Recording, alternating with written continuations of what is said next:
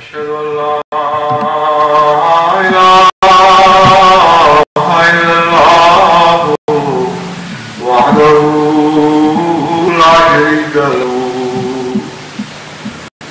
وأشهد أن محمدا عبده ورسوله أما بعد فأعوذ بالله من الشيطان الرجيم بسم الله الرحمن الرحيم الحمد لله رب العالمين الرحمن الرحيم مالك يوم الدين إياك نعبد وإياك نستعين اهدنا الصراط المستقيم صراط الذين أنعمت عليهم غير المغضوب عليهم ولا الضالين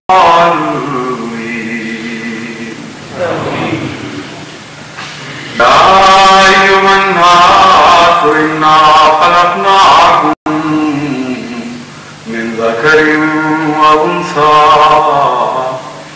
وجعلناكم شعوبا وقبائل لتعارفوا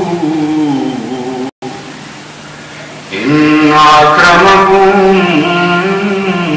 عند الله أتقاكم إن الله عليم خبير قالت الأعراب آمنا قل لم تؤمنوا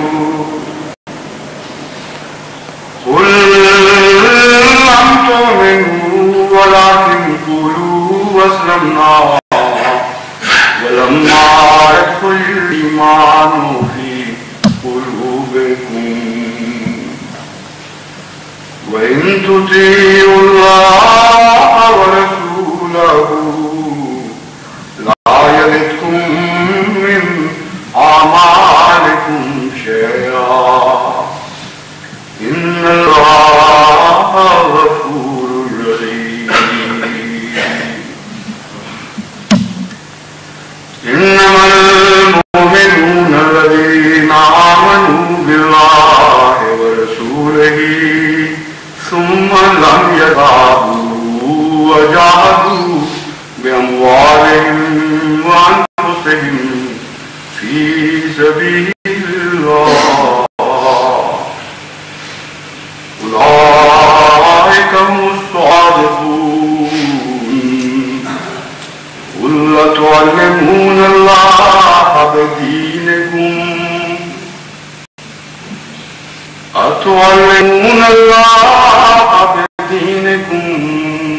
والله يعلم ما في السماوات وما في الأرض والله بكل شيء عليم.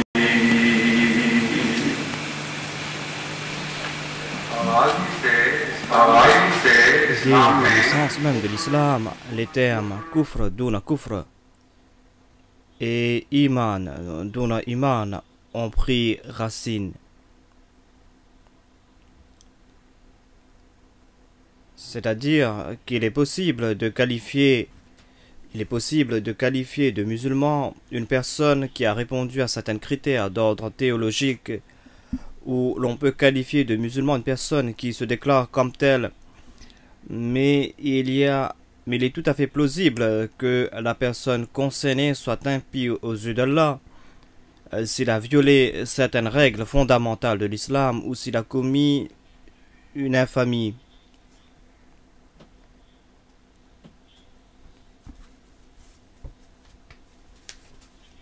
Mais d'après l'usage de la Oumma islamique, une personne peut toujours se qualifier de musulman et on la considère comme telle.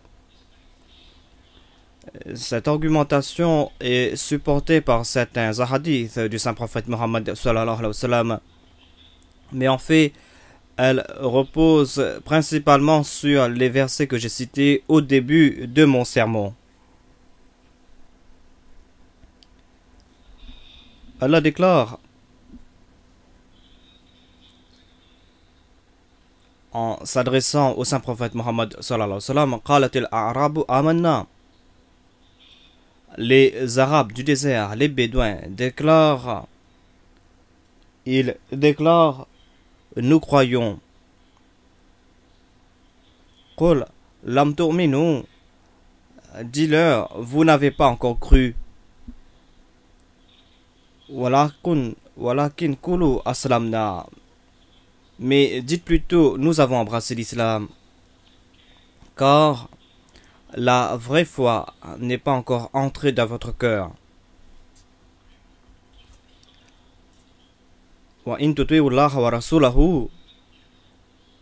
Mais si vous obéissez à Allah et à son messager, il ne vous ôtera rien de vos œuvres. Assurément, Allah est très pardonnant, miséricordieux. Les croyants sont seulement ceux qui croient vraiment en Allah et en son messager, et ensuite ne doutent pas, mais luttent avec leurs biens et leur propre personne pour la cause d'Allah. Donc, ils luttent avec leurs biens et leur propre personne pour la cause d'Allah. Ce sont eux les véridiques. Dis, essayez-vous d'aviser Allah de votre foi, alors qu'Allah connaît tout ce qui est dans les cieux et tout ce qui est sur la terre, et qu'Allah connaît toutes les choses parfaitement. Avant cela, il y a un autre verset que j'ai cité au début et je n'ai pas présenté la traduction de ce verset. Ce verset est le verset 14. Aux hommes, nous avons créé d'un mâle et d'une femelle, et nous avons fait de vous des clans et des tribus, afin que vous puissiez vous reconnaître. En vérité, le plus honorable d'entre vous aux yeux d'Allah est celui qui est plus juste parmi vous.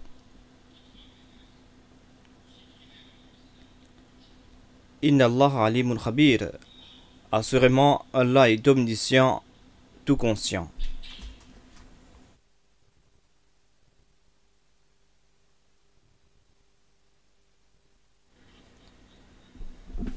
Ces versets qui concernent cette question, en tout cas, tous ces versets concernent la question que j'ai citée, mais le verset principal c'est Waqalatil a'rabu amanna, c'est-à-dire les Bédouins déclarent qu'ils ont cru. Dieu n'a pas donné ce droit à quelqu'un de déclarer que la foi n'est pas encore entrée dans votre cœur, mais Dieu a informé le saint prophète Mohammed sallallahu alayhi wa sallam et lui a dit que nous savons que la foi n'existe pas dans les cœurs de ces personnes. Donc c'est pour cette raison que nous te donnons le choix de dire qu'ils ne sont pas des croyants. Le contraire d'un croyant, c'est un incroyant, dit sa sainteté.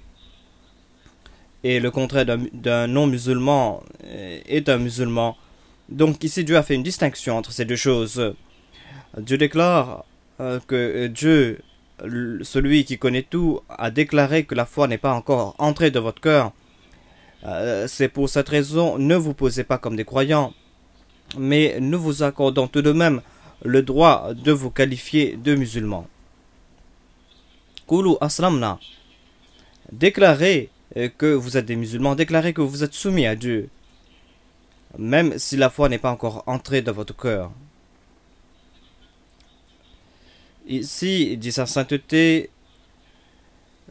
si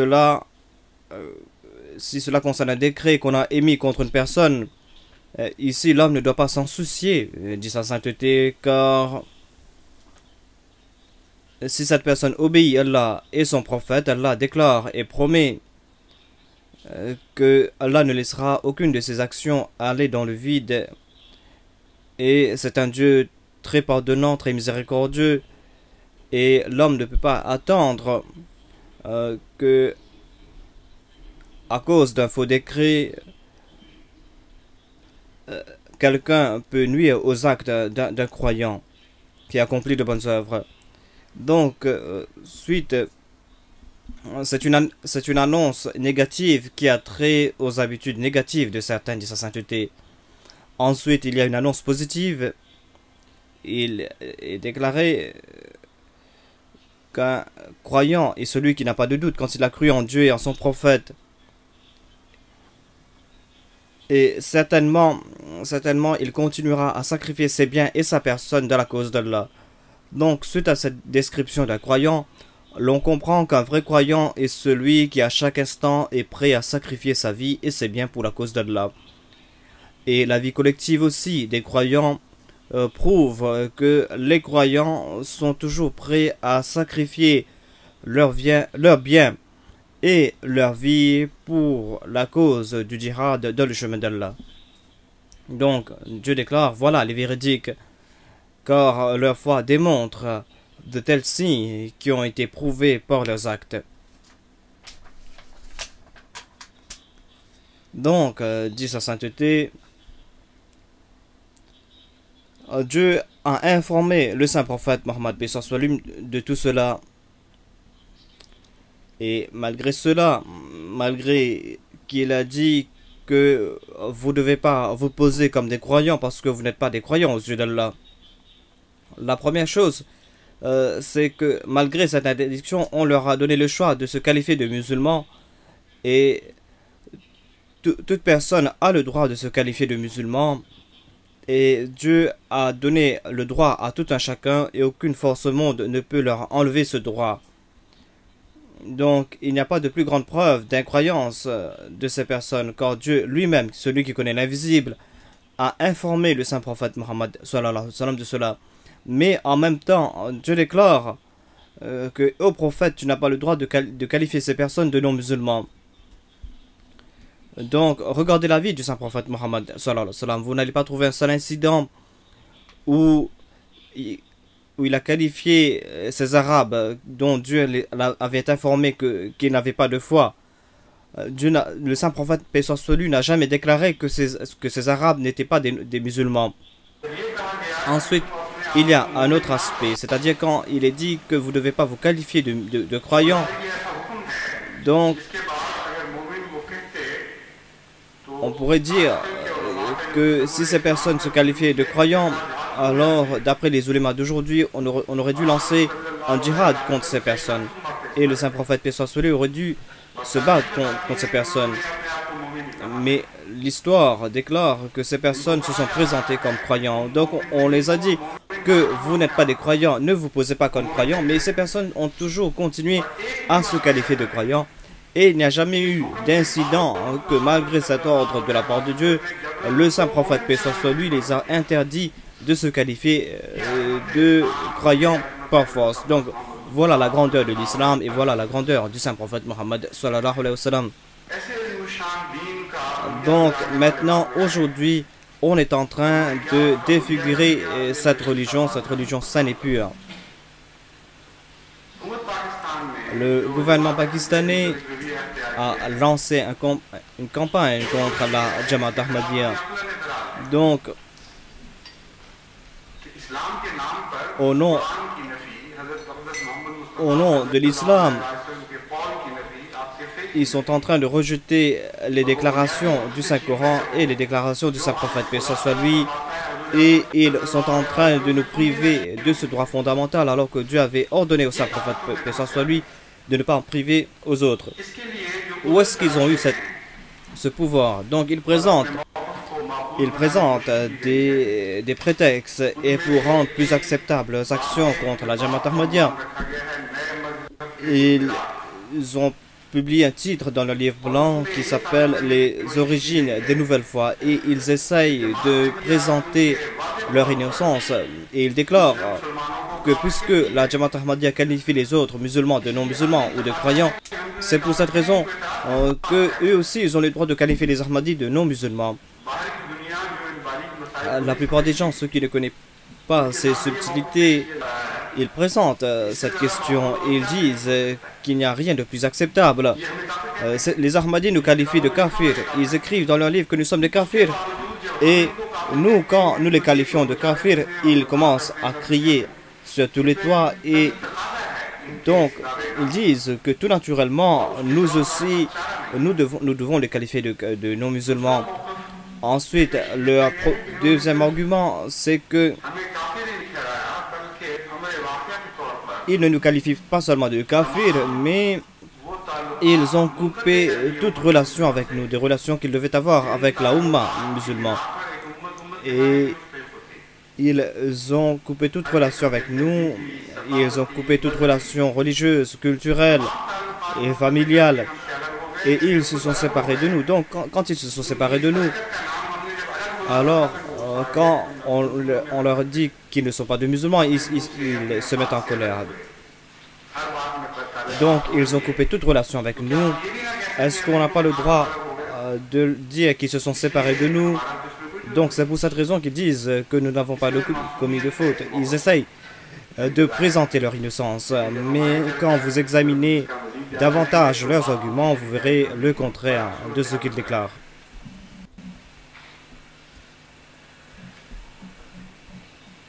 La première chose, dit sa sainteté, c'est que cette allégation est complètement fausse. La Jamaat Ahmadiyya n'a pas en premier présenté les décrets d'incroyance. À l'époque du Messie premier, on avait posé ces questions dans son livre Hakikatul Wahi, page 120. Il déclare, il dit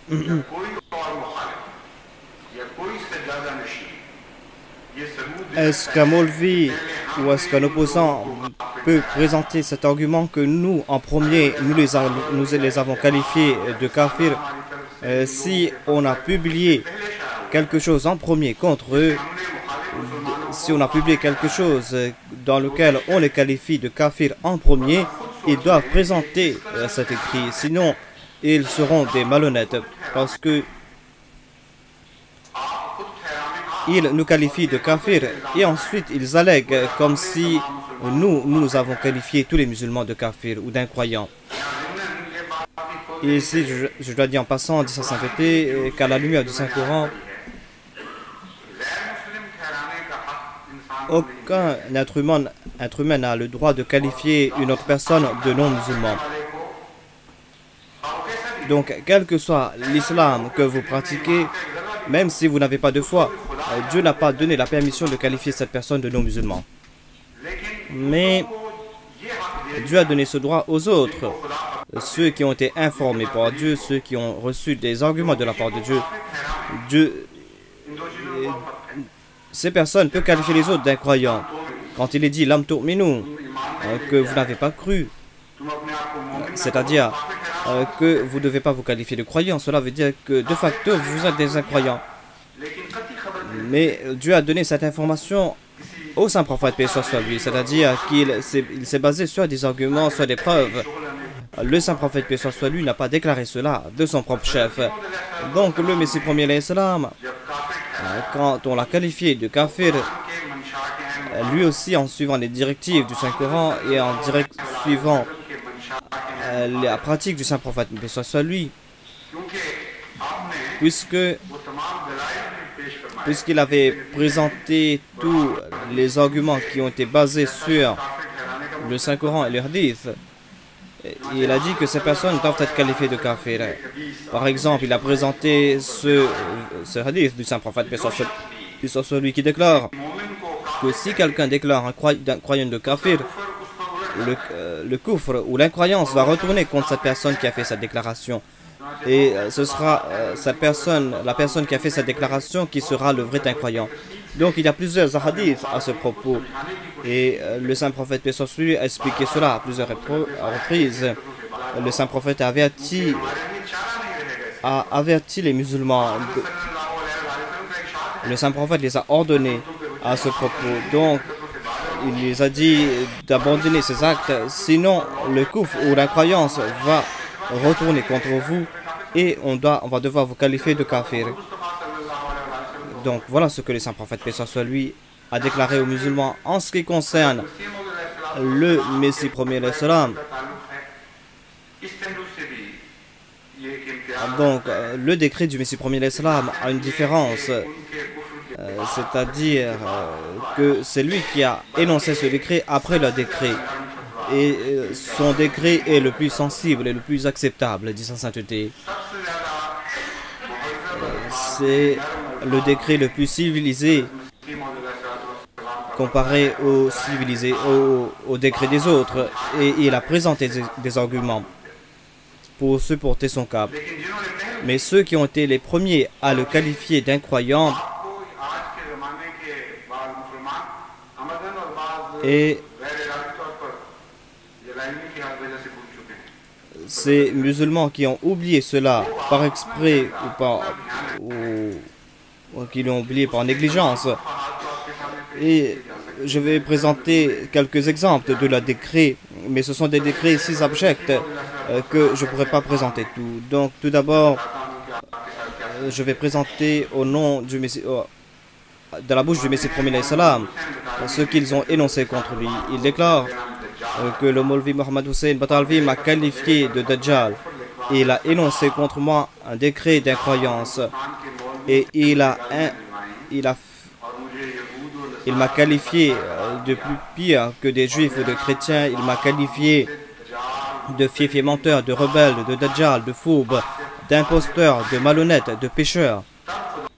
C'est là que Dieu m'a fait comprendre que je dois me défendre contre ces décrets. Je ne suis pas l'ennemi personnel d'aucun individu, mais je veux répandre le bien. Mais quand on dépasse toutes les limites, que dois-je faire alors? J'ai placé cela entre les mains de Dieu. Et donc, ces Maulvis m'ont blessé profondément et ils ont fait de moi la risée de la communauté. Donc, je ne peux que déclarer Ya hasrata ala al-ibad ma ya'tihim min rasulin illa kanu bihi yastahzi'un. Voilà donc le premier décret du Messie premier l'Islam concernant l'incroyance de ces personnes. En ce qui concerne les références des ulémas qui ont énoncé des décrets contre le Messie premier l'Islam, je vais présenter certains extraits de leurs déclarations.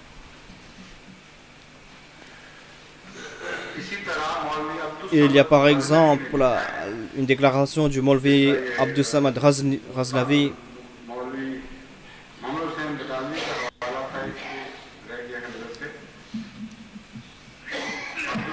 Donc, Abdus Samad Ghaznavi déclare cette personne qui égare les autres est un apostat. C'est-à-dire le Messie premier l'Islam est un apostat, mais il est plus égaré que son Satan qui est en train de jouer avec lui. S'il meurt avec les mêmes convictions, l'on ne dirigera pas sa prière de janaza et il ne sera pas non plus enterré dans un cimetière musulman afin que les défunts ne soient point importunés. Le Maulvi Nazir Hussein Delvi déclare: il est exclu de la branche sunnite, il a pris la voie des perfides et des égarés. De par sa revendication et ses déclarations mensongères, l'on peut le classer parmi les 30 Dajjal dont fait mention les hadiths. Ses suivants sont du même Akabi, tous des descendants du Dajjal. Il est celui qui ment au nom de Dieu. Ses enseignements sont basés sur la duperie, sur le mensonge. C'est un Dajjal sans connaissance, un innovateur égaré. Tout ce que nous avons déclaré à propos du Qadiani est la vérité. Les musulmans doivent se détourner de ce Dajjal et ne doivent pas le considérer comme un musulman. Ils ne doivent pas se lier d'amitié avec lui et ne doivent pas le saluer ou l'inviter. Ils ne doivent pas non plus accepter ses invitations et ils ne doivent pas non plus le suivre ou assister à sa prière de janaza.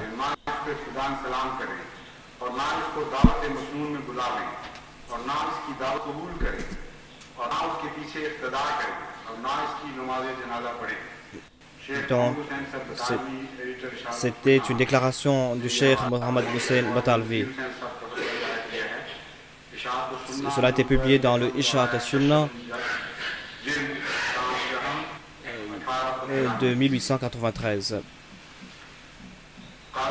En 1893, Qazi Ubaidullah Saheb a énoncé un décret contre le Messie premier l'Islam et il s'est basé sur ces points que si quelqu'un n'accepte pas la venue de Jésus-Christ en chair et en os, ce décret va s'appliquer à cette personne. Il déclare cette personne est un murtad, un apostat, un hérétique. Et d'après les prophéties du saint prophète, paix soit lui, il est un des 30 Dajjal. Tous ceux qui vont le suivre seront des hérétiques et des apostats. Et son épouse sera illégitime. Et s'il aura de relations avec son épouse, ce sera un adultère. Et ses enfants seront des enfants illégitimes. Et on va pas... Il n'y aura pas de prière de janaza, il ne sera pas non plus enterré parmi les musulmans, mais il sera jeté dans la fosse des chiens. Donc, sa sainteté est en train de citer la référence de ce décret.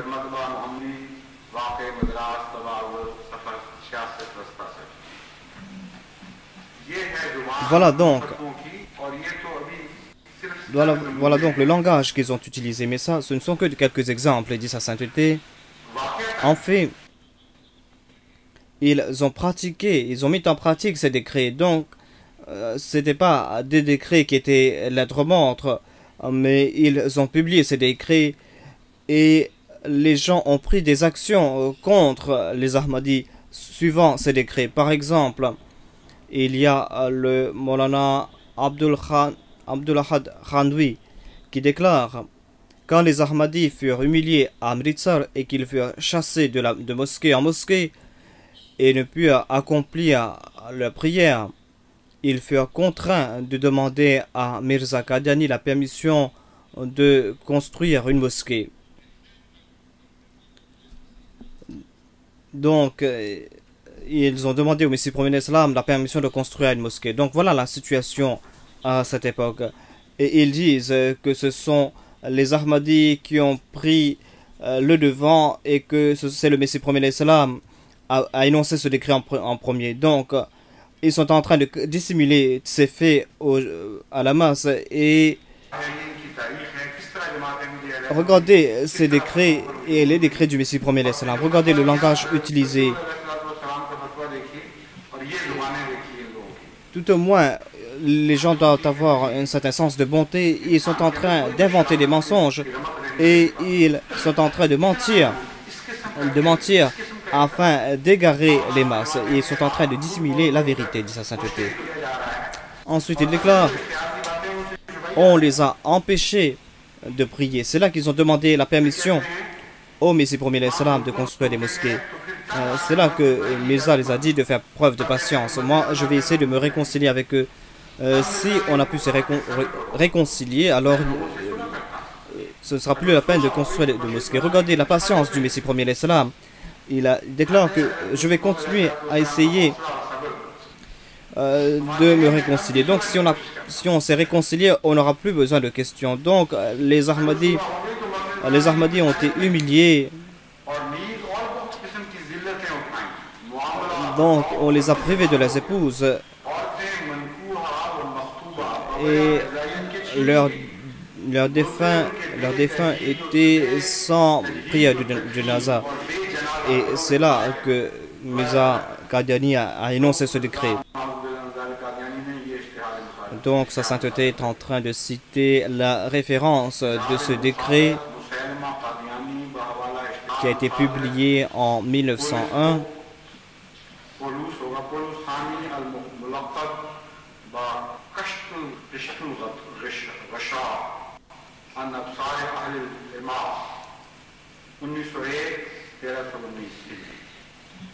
Le Messie premier l'Islam a répondu à cet article dans son discours de Ludhiana.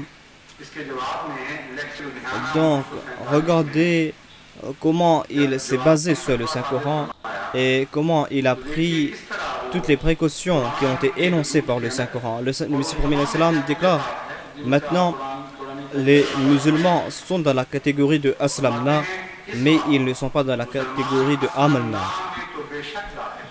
Quand il a déclaré cela, il a mentionné tous les faits. C'est-à-dire, il a dit que les Ahmadis n'ont pas le droit de dépasser ces limites. Ils n'ont pas le droit de dépasser les limites du saint prophète, mais ça soit lui. Le saint prophète lui-même a été informé par Dieu de ne pas qualifier ces personnes de non-musulmans. Donc cela veut dire que les Ahmadis aussi n'ont pas le droit de qualifier ces personnes de non-croyants ou de non-musulmans. Donc, le Messie premier l'Islam a énoncé cela à la lumière de l'histoire et à la lumière du Saint-Coran et à la lumière de la sunna du Saint-Prophète, paix soit sur lui.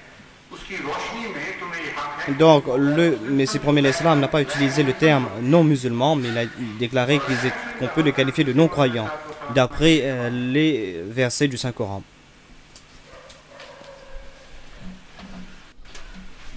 Ensuite, le Messie premier l'Islam déclare dans le Haqiqatul Wahi, il déclare que la charia déclare que si vous qualifiez un musulman de non-musulman, en fin de compte, vous serez qualifié d'incroyant vous-même. 200 Maulvis m'ont qualifié d'impie et grâce à leur décret, ils ont prouvé que celui qui qualifie un croyant d'impie devient de facto un incroyant lui-même. Et celui qui qualifie un incroyant de croyant devient lui-même un incroyant. Ensuite, le Messie premier l'Islam a présenté ce hadith du saint prophète, paix soit sur lui.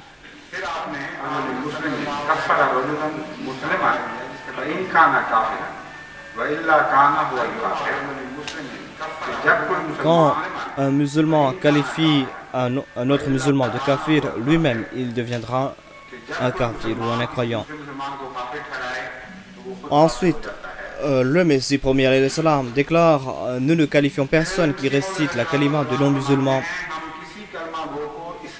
Regardez à quel point le Messie premier l'Islam a pris des précautions. Il n'y a pas de contradiction dans ses déclarations.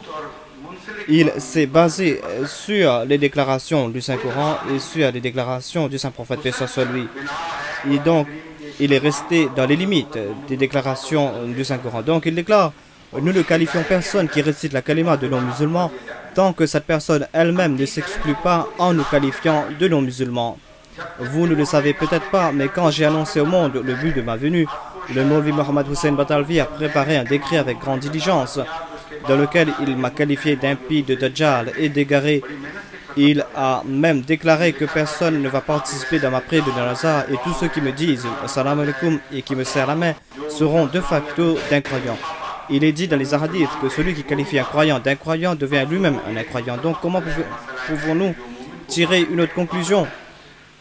Nous n'avons pas émis de décret en premier. Ils sont eux-mêmes incroyants par le fait qu'ils nous qualifient d'incroyants. Une personne me demanda de participer dans un mubahala, dans une joute spirituelle. Et je lui ai répondu qu'un mubahala était interdit entre deux musulmans. Donc, malgré tous ces décrets, ils ont utilisé un langage abject contre le Messie premier l'Islam. Donc, regardez la patience que le Messie premier l'Islam a démontré. Il a déclaré que le mubahala est interdit entre deux musulmans. Ils m'ont dit que nous te considérons comme incroyant. Donc, la personne déclare que vous pouvez me qualifier de kafir, c'est-à-dire le Messie premier l'Islam l'a fait comprendre que cela va retourner contre vous, mais ils ont continué à insister. ceux qui ne nous qualifient pas de kafir, nous ne les considérons pas de kafir ou d'incroyants. Mais ceux qui nous considèrent de kafir et nous appellent kafir, lui-même il sera qualifié de kafir parce que voilà le décret du saint prophète paix soit sur lui.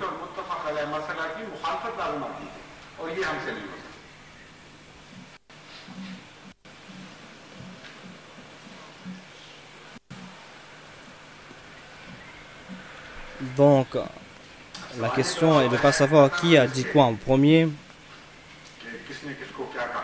mais on doit regarder, regardons la conclusion que le gouvernement du Pakistan a tirée. Et s'ils acceptent ces faits, c'est-à-dire qu'ils n'avaient pas la possibilité que de nous qualifier d'incroyants, alors ils doivent se tenir fermement à cette déclaration. Ils ont présenté cette preuve que ceux qui qualifient les autres de kafir et celui qui coupe ses relations avec les autres. Donc, le gouvernement pakistanais n'a d'autre choix que de qualifier cette personne que de non-musulman. Et il doit être privé de tous les droits des musulmans. Voilà la conclusion qu'ils ont présentée. Si cette conclusion est vraie et si cet argument est acceptable, regardons un peu ce que disent les autres ulémas à propos de l'incroyance des autres. Regardez par exemple ce que disent les Brelvis. Regardez à propos des Brelvis, pas à propos de nous. Regardez à propos de ces personnes qui sont supportées par le gouvernement pakistanais. Les ulémas Brelvis déclarent à propos des Wahhabis et des Deoband, ils déclarent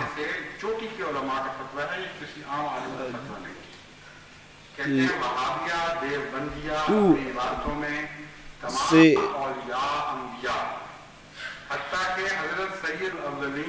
ces personnes ont désobéi au saint prophète paix soit sur lui. Et pour cette raison, ce sont des apostats. Ce sont des fiefs et des fiefs incroyants parce qu'ils ont désobéi au saint prophète paix soit sur lui.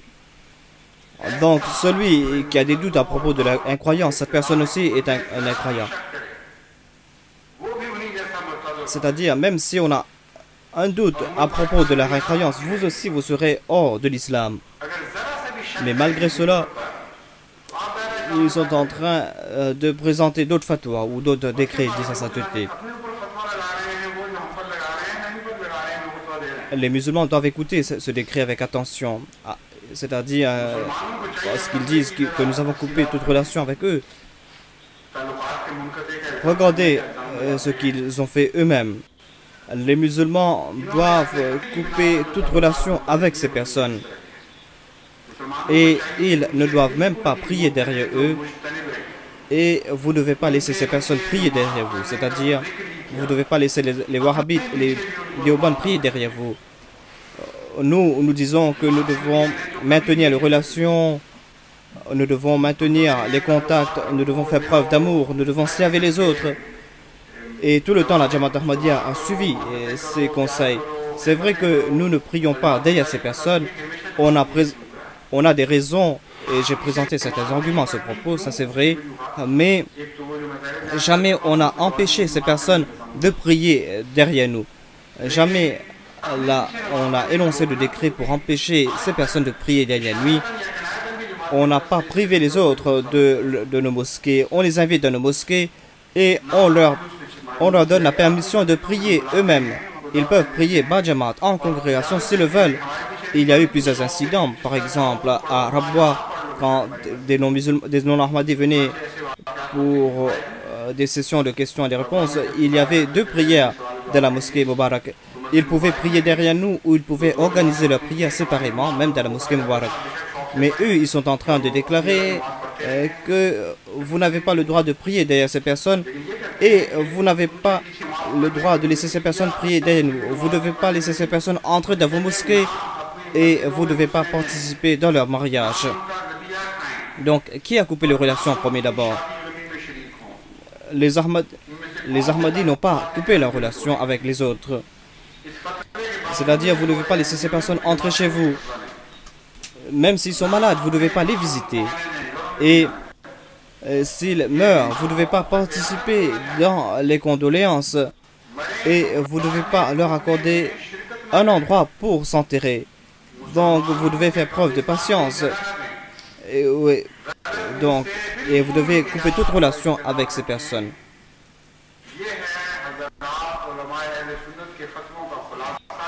Donc, ce n'était pas seulement les ulémas de l'Inde qui ont énoncé ces décrets, mais les ulémas d'Afghanistan, de Bukhara, d'Iran, d'Égypte, de la Syrie et de la Mecque et de Médine. Tous ces ulémas, même de Bagdad et de Koufa, tous les ulémas des Ahl Sunnat ont énoncé le même décret. Donc, ces personnes ont fait preuve, se sont opposés au saint prophète, paix soit lui, et le saint prophète, paix soit lui. C'est pour cette raison qu'ils sont des fiefs incroyants. Quiconque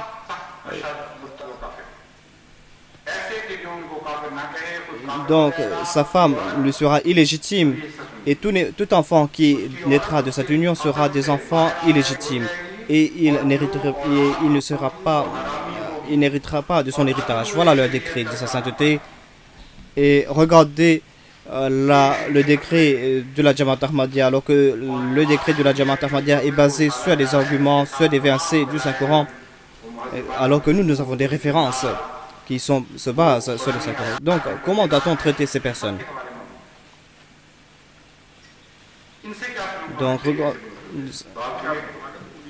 Donc, sa sainteté est en train de citer les références.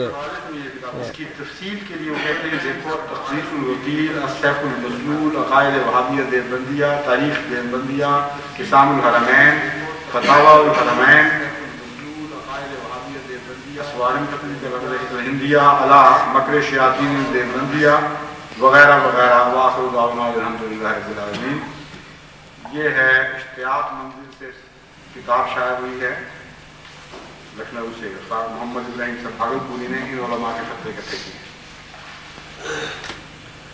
और अब देवबंदियों का फतवा सुन लीजिए. Regardez les décrets contre les Deoband. Les décrets des Deoband contre les Brelvi. Eux, ils ont répété tous la même chose. Ils déclarent tous ces décrets d'incroyance et de malédiction vont retourner contre les Brelvi et ceux du même Maccabi. Ces décrets vont les tourmenter dans leur tombe et vont prouver qu'ils sont hors du domaine de l'islam. Et les anges vont déclarer au saint prophète, paix soit lui, Innaka la tadri ma ahdathu ba'dak.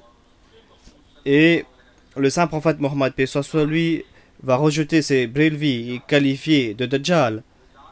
Et ils seront privés de toutes les faveurs de la Ummah. On va les rejeter et ils seront pires que des chiens.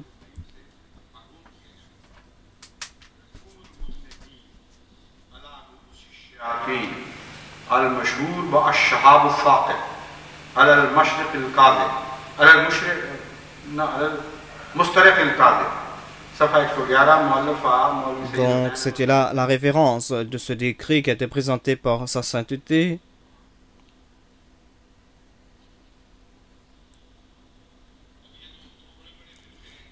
Donc voilà les décrets de deux grands sectes musulmanes au Pakistan. Donc, si le gouvernement pakistanais devait suivre son décret, il devait traiter ces personnes avec une plus grande sévérité. Regardez comment est-ce qu'il traite les chiites. Il déclare que les chiites sont des koufars, des fiefs incroyants. Ce sont des hypocrites.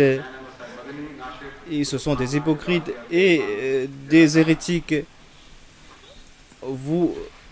Avoir des relations avec ces personnes, c'est de l'adultère, dit sa sainteté.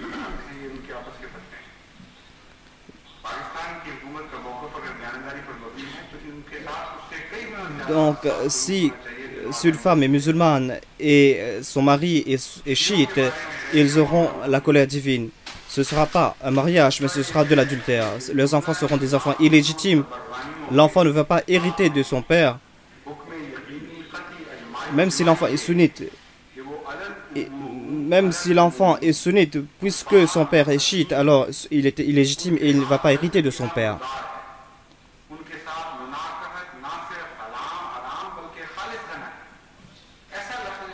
Donc sa femme ne va pas hériter et il n'aura pas de dot. Donc ils ont utilisé un langage abject et ils déclarent qu'ils sont des ulémas de la religion. Et ils n'ont abandonné aucun musulman. Donc un hérétique n'héritera d'aucun proche parent, qu'il soit son père ou sa mère. Il n'héritera même pas d'un incroyant. Il n'a même pas le droit d'hériter d'un autre hérétique comme lui.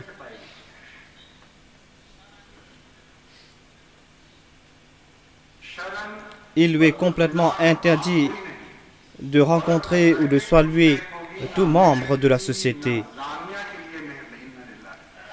Celui qui, ayant appris leur apostat, les considère toujours comme des musulmans ou a des doutes à propos de leur croyance, c'est lui un impie. Et toutes les choses surmentionnées vont s'appliquer à lui aussi. Les musulmans doivent écouter ce décret avec attention et doivent le mettre en application afin d'être un vrai sunnite.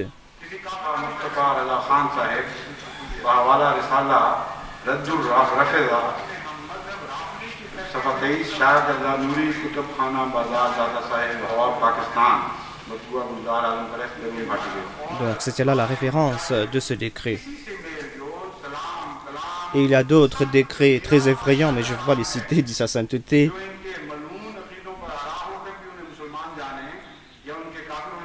Donc, ils énoncent des décrets effroyables et on est étonné. Il y a des usines qui déversent des immondices. Et ils déclarent que la Jamaat Ahmadiyya qualifie les autres de kafirs.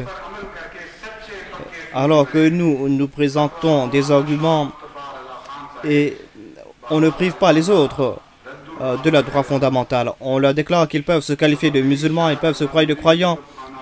Nous n'avons rien contre vous. Mais nous devons vous considérer d'incroyants parce que c'était là le décret du saint prophète, paix soit lui. Eux, ils ne peuvent pas supporter cela. Ils disent que nous sommes hors de l'islam. Ils brûlent le mosquée. Donc, eux, ils énoncent de tels décrets. Et en fin de compte, ils disent que puisqu'ils sont des apostats, et si l'État pakistanais et islamique, ils vont devoir tuer toutes ces personnes. Et regardez, ils ne voient pas tout cela, dit sa sainteté. Ils ne voient pas de tels décrets. Donc, peut-être que vous allez dire que regardez un peu ce que disent les chiites à propos des sunnites. D'après les chiites, une femme chiite ne peut pas se marier avec un non-chiite, car les non-chiites ne sont pas des croyants, parce qu'ils sont des musulmans qui ne suivent pas la religion chiite. Ici, ils ont présenté quelque chose d'acceptable. Ils disent qu'ils ne sont pas croyants, donc ils se sont basés sur le Saint-Coran, ces ulémas chiites. Donc, comparé aux sunnites, ces ulémas chiites ont fait preuve de sagesse, parce qu'ils se sont basés sur les versets du Saint-Coran. Le Saint-Coran déclare que des personnes peuvent se qualifier de musulmans, mais peut-être qu'ils ne sont pas des vrais croyants. Donc, on peut les qualifier de musulmans, mais pas de croyants. Mais, malgré cela, si une femme chiite se marie avec un sunnite, alors ce mariage est nul et non avenu.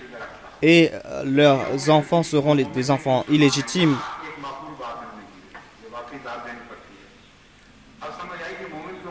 Donc, sa sainteté est en train de citer la référence de ce décret.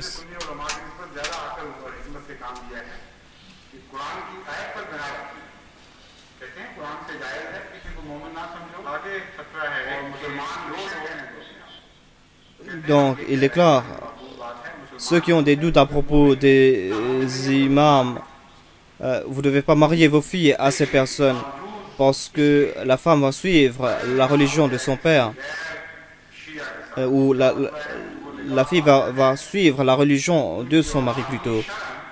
Donc, ils ont utilisé un langage beaucoup plus civilisé comparé aux sunnites. Ils ont présenté certains arguments tout au moins de sa sainteté. Mais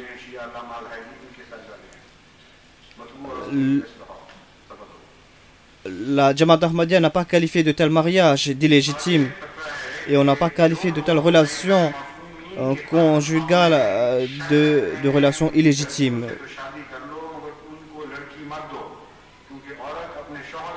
Regardez ce qu'ils ont à dire à propos des Parvezi et des Chakralwi. Ils déclarent les suivants de Chakralwi n'ont aucun respect pour le saint prophète Mohammed paix soit sur lui.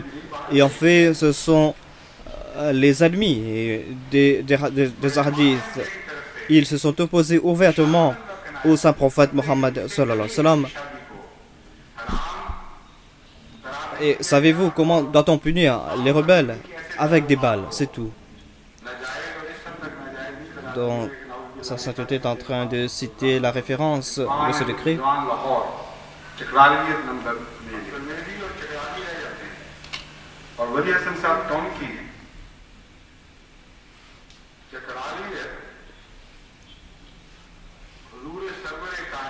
Il déclare Ghulam Ahmad Parvez est un kafir et il est hors de l'islam. Quelqu'un qui se marie avec les suivants de cette personne n'aura pas de relation légitime et on ne va pas faire sa prière du janaza. Il ne sera pas enterré avec les musulmans. Cela ne s'applique pas avec les parvésis, mais cela s'applique pour tout kafir et cela va s'appliquer à toute personne qui va suivre les croyances des parvésis. Donc, quand il est un apostat, on n'a pas le droit de maintenir des relations avec une telle personne. Donc, sa sainteté est en train de citer de nouveau la référence de ce décret.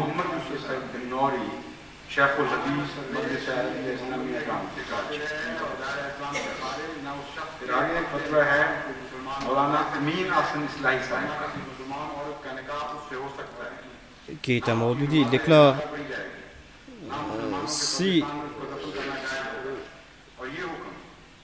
on déclare que tout ce qui est dans le Saint-Coran est la charia et que tout ce qui est hors du Coran n'est pas la charia, alors c'est de la croyance. Tout comme les Qadianis sont des koufrs, mais ils vont dépasser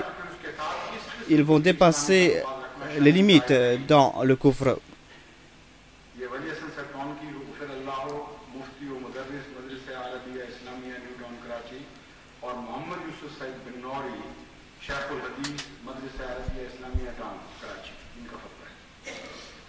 Il déclare à propos des parvésis et à propos de leurs enfants qu'on n'a pas le droit de faire la prière du janaza de ces personnes. Donc sa sainteté est en train de toujours citer les références de ces décrets. Donc, à part les Ahli Hadith et les Deobandi,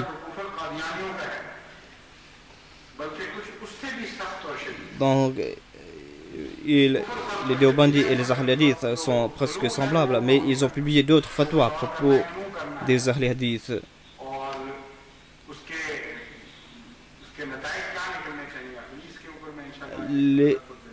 Les Wahhabis sont des incroyants d'après les décrets.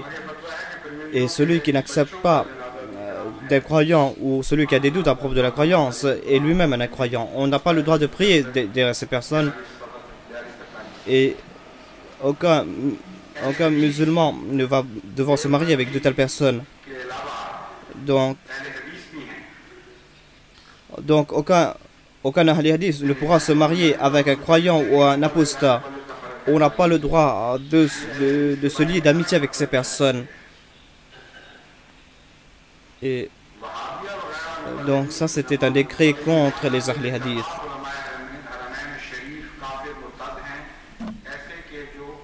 Et sa sainteté est en train de citer la référence de ce décret.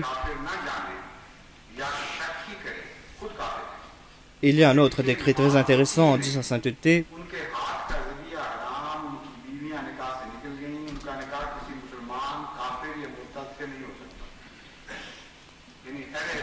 Donc il y a un autre décret qui déclare que cela ne veut pas dire qu'ils ne peuvent pas se marier avec des musulmans, mais ils ne peuvent même pas se marier avec des kafirs ou des mouchriks. Ils ne pourront pas se marier avec des êtres humains. Et ils ne sont pas arrêtés là, dit sa sainteté. Ils ont même déclaré que s'ils se marient avec des animaux aussi, et qu'ils ont des enfants, ces enfants seront des enfants illégitimes et seront privés de leur héritage. Regardez cette hostilité qui est en train de les enflammer. Et regardez en résultat, ils ont dépassé toutes les limites de l'intelligence. Donc, mais cela s'applique à tous et eux ils ne regardent que la Jamaat Ahmadiyya, alors que le décret de la Jamaat Ahmadiyya est le décret le plus acceptable.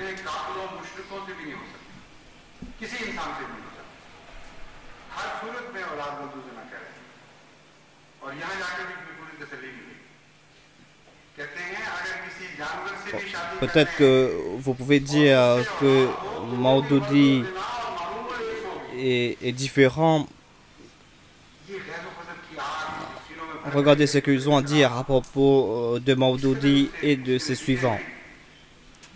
Il déclare que le saint prophète paix soit sur lui et qu'avant le vrai Dajjal, il y aura 30 Dajjal qui viendront. D'après moi, parmi ces 30 Dajjal, Maududi se trouve parmi ces 30 Dajjal. Donc, en fait, ce qu'ils sont en train de dire, qu'ils n'ont pas accepté le Messie premier l'Islam comme Dajjal. Ils ont dit qu'avant le vrai Dajjal, il y aura 30 Dajjal et parmi ces 30 Dajjal, Maududi est un de ces 30 Dajjal. Ensuite, regardez ce qu'a dit Maulana Mufti Mahmoud Saheb à propos des suivants de Maududi. C'est une personne qui était très reconnue. Il déclare aujourd'hui dans le Press Club de Hyderabad: je déclare que Maududi est un égaré, un kafir et hors de l'islam. Et toute personne qui a relation avec sa Jamaat n'a pas le droit de prier derrière nous. Ceux qui ont relation avec sa Jamaat est un incroyant, c'est un agent des États-Unis d'Amérique et maintenant il va presque mourir, il n'a plus de force. Donc le Pakistan repose sur ces deux forces, c'est-à-dire sur les Deoband et il se repose aussi sur les Jamaat Islami, c'est-à-dire sur les Maududi. Regardez la situation. Regardez un peu la situation. Il n'y a que l'obscurité, il n'y a que des contradictions. Ils sont en train de déclarer quelque chose pour faire autre chose. Et ils se plaignent contre nous. Et ils ont même mentionné que Zafullah Khan n'a pas fait la prière du Janaza du Qaïd-e-Azam. Vous êtes en train de dénoncer des décrets des uns contre vous. Et vous êtes en train de déclarer que si on fait la prière du Janaza de telle personne, vous serez hors de l'islam. Et ils l'ont même qualifié de kafir azam, de plus grand des kafirs. Donc, ils ont qualifié le Qaïd Azam de kafir azam. Et ils ont déclaré qu'il a abandonné l'islam à cause de la politique. Et celui qui fait des telles déclarations n'est pas hors de l'islam. Et vous dites celui qui va faire sa prière de Janaza, il sera hors de l'islam. Donc, il n'y a que des contradictions, c'est tout.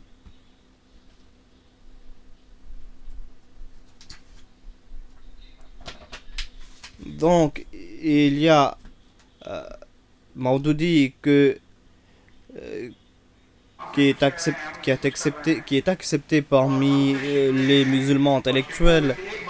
et ils disent que Maududi est une personne éclairée, quelqu'un qui a une connaissance du monde moderne. कि जो जनाजा पड़ेगा वो दायरा इस्लाम से खारिज हो जाएगा, उसकी बीवी हराम हो जाएगी। Que dit Maududi à propos des autres musulmans? Maududi déclare: le Saint-Coran a utilisé le titre Ahl Kitab, c'est-à-dire les gens du livre, qui étaient en fait des musulmans dans le passé. Le Saint-Coran les a qualifiés de Ahl Kitab, mais en fait, ils étaient d'origine musulmane. Et ils croyaient en Dieu, dans ses prophètes et dans ses livres et dans ses anges. Et ils avaient une forme d'adoration. Mais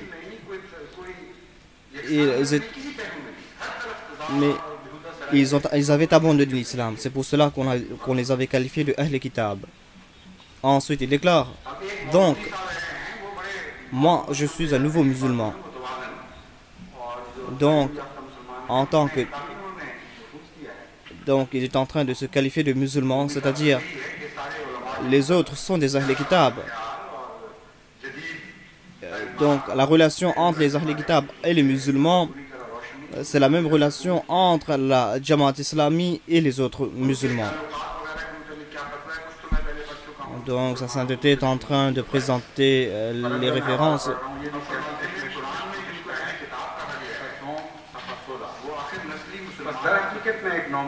Donc, moi, je suis un nouveau musulman. Et moi, je comprends que le seul chemin de salut se trouve en me suivant, et je n'invite pas seulement les non-musulmans, mais j'invite aussi les musulmans vers l'islam. C'était quoi cet islam? C'est le Mawdudiyat. Et à part, si vous ne suivez pas sa voie, vous serez qualifié d'incroyant.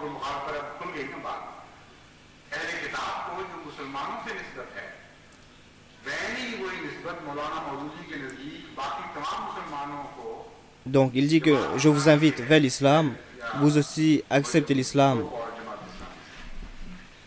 Ensuite, il déclare: toutes ces personnes ne sont pas des vrais musulmans, ils ont accepté l'islam en héritage, c'est tout. Ils n'ont commis que des fautes et ce ne sont pas des vrais musulmans. Ensuite, que dit-il à propos du mariage, par exemple? Regardez ces décrets à propos des mariages. Et Maududi, c'est lui qui a pris en premier que puisque les Ahmadis ne présentent pas leurs filles aux non-Ahmadis, c'est pour cette raison que cela veut dire qu'ils sont hors de l'islam. Et regardez son décret à lui. Il déclare que tous ceux qui ne suivent pas le Mawdudiyat ne sont pas des musulmans. Et tout comme on invite les incroyants vers l'islam, de même, lui aussi, il est en train d'inviter tous les musulmans vers sa secte. Et qu'est-ce qu'il déclare? Il dit qu'on ne doit pas marier avec ces personnes.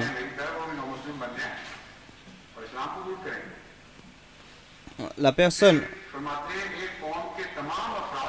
qui ne me suit pas, il n'aura pas de relation avec ma communauté et aucun de mes suivants n'aura de relation avec cette personne.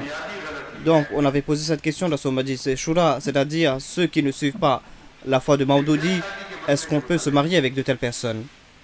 Maududi était très étonné à ce propos. Il a dit que c'est une question très simple. Pourquoi avez-vous posé cette question? C'est quelque chose de très simple. C'est-à-dire que vous ne devez pas vous marier avec ces personnes et vous ne devez pas avoir de relation avec ces personnes.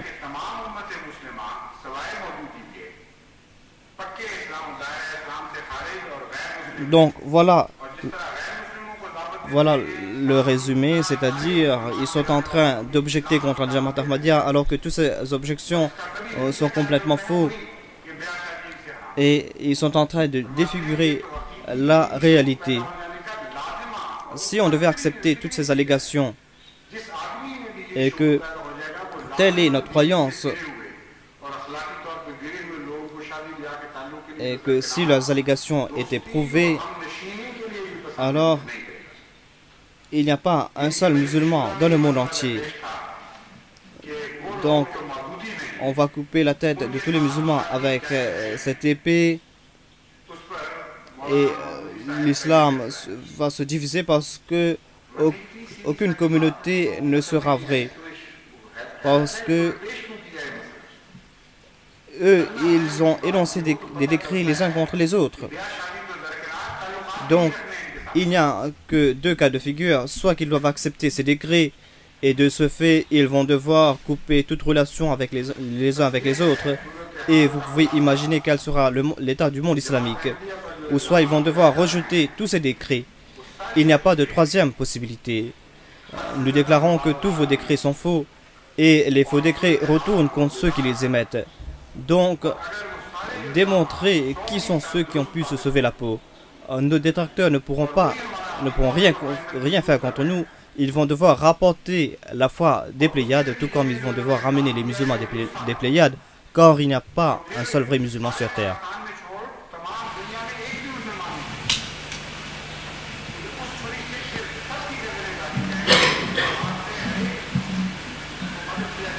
Alhamdulillah, nahmaduhu wa nasta'inuhu wa nastaghfiruhu wa nu'minu bihi wa natawakkalu alayhi wa na'udhu billahi min shururi anfusina wa min sayyiati a'malina. Man yahdihillahu fala mudilla lahu ومن يضلله فلا هادي له ونشهد أن لا إله إلا الله وحده لا شريك له ونشهد أن محمدا عبده ورسوله عباد الله رحمكم الله إن الله يأمر بالعدل والإحسان وإيتاء ذي القربى وينهى عن الفحشاء والمنكر والبغي يعظكم لعلكم تذكرون اذكروا الله يذكركم وادعوه يستجب لكم ولذكر الله أكبر.